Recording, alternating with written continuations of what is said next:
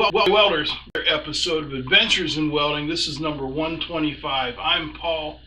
Thanks for joining me. Today we're going to start a small series, I don't know how many parts yet, 2 or 3, maybe 4, in dealing with TIG welding stainless steel. Now what we want to do is take the mysteries out of it, make it easy and accessible to you, the home welder, so that you can do it if you need to. If you need to make an exhaust repair or something like that, show you the intricacies of welding stainless steel. We'll show you some comparisons between mild steel and stainless steel. What a good weld looks like, what a bad weld looks like, and why those pretty colors really don't mean shit. Let's get started. All right, here we have a piece of mild steel. This is 1018 mild steel. It contains 0.018% carbon and a bunch of other alloying elements, manganese, might even have some aluminum in it. But basically this is your main number right here, the carbon. And this has 0.018% carbon in it.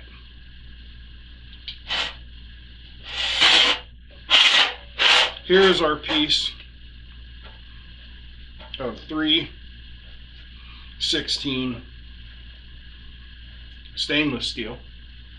It has 0.08% carbon, which is more carbon than the mild steel, making it a harder material. But it also has, that's supposed to be a 2, 12% chromium and 8%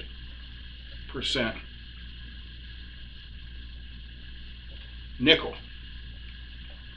These things make this steel much harder, and the chromium by itself makes it very resistant to corrosion, which is where the name stainless steel comes from.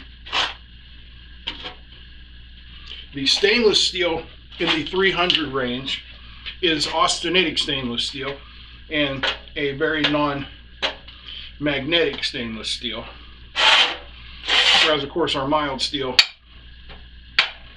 this isn't a very strong magnet, but obviously you can see it sticking to the mild steel and falls right off of the stainless. The mild steel will be very easy to cut. You can cut it simply with a flap disc, a band saw, abrasive cutoff saw. The stainless steel is going to be much harder to cut. It is much more brittle, and it is just in generally much harder. So those are our two main differences between the types of steel. And the last thing I want to talk about is the thermal conductivity. The stainless steel holds much more heat. It doesn't dissipate heat as rapidly as the mild steel, so it also tends to warp much easier. Keep that in mind when you're welding your stainless. TIG welding in general, and especially when dealing with stainless steel, requires an extremely clean metal to work with. Any impurities, oils, greases, dirts left on the surface of the metal is going to be picked up into the puddle and is going to be contamination in the weld. So I'm using a flap disc here that I save only for stainless steel to take off the outer corrosion layer here.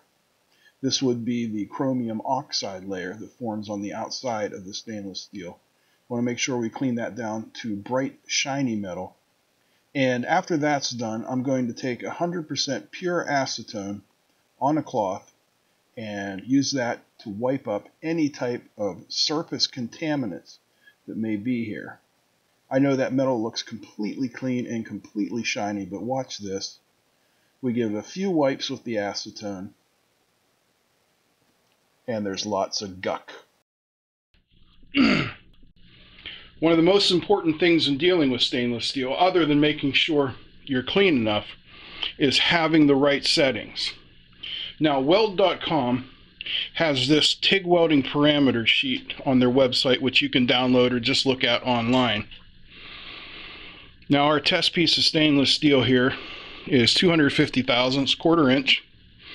So if we come down here to our materials thickness and find a quarter inch, it's going to tell us to use 1/8 inch filler wire, 200 to 350 amps, a 1/2 inch gas cup, 25 CFH of argon, and a 1/8 inch thoriated tungsten. That's a perfect world. In our perfect world, we've got 3/32 filler wire. We don't have any 1/8 filler wire. And our machine that we'll be using today, the Eastwood TIG 200, has a maximum of 200 amps. So we will be using the get in and get out method. We're going to hit it quick and fast with about the full heat, puddle it, and keep moving. All right, we're about ready to make our first pass here, and this pass is just going to be a fusion weld to give you an idea of the speed that you're going to be moving across with this heat setting. All right, here we go.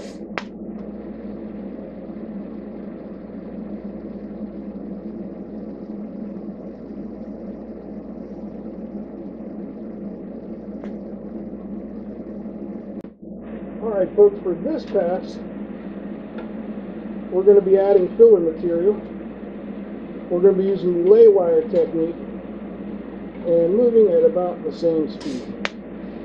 Get our puddle going, let the puddle melt the filler, and away we go.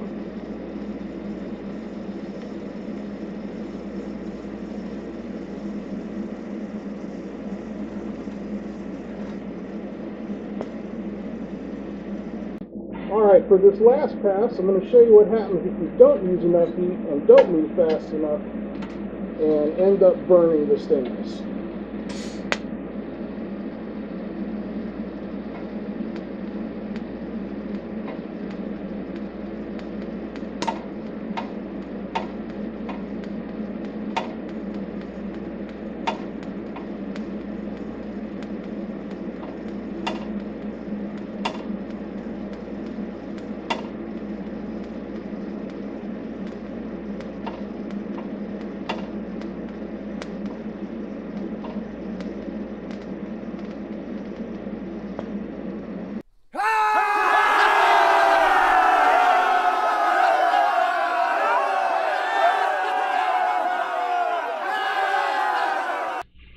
Alright, there's our autogenous weld, which looks just a little bit hot to me in a couple spots. Right there towards the middle you see some blues and some purples. Then we're going to come up here to our lay wire weld.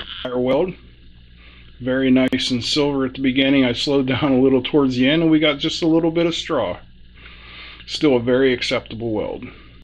And there's one where we went too slow, and you can see it's got a gray dingy color, except for the very end where I held the argon over it while it cooled. That's it for our beginning intro part to our TIG welding stainless steel series. The three things to keep in mind are heat, speed, and cleanliness. When you balance those three things out, you're going to get some beautiful welds. Don't worry about all the pretty colors. You're not looking for anything more than that straw gold color. I hope you stay around for the next part. I'm Paul, and thanks for joining me on Adventures in Welding.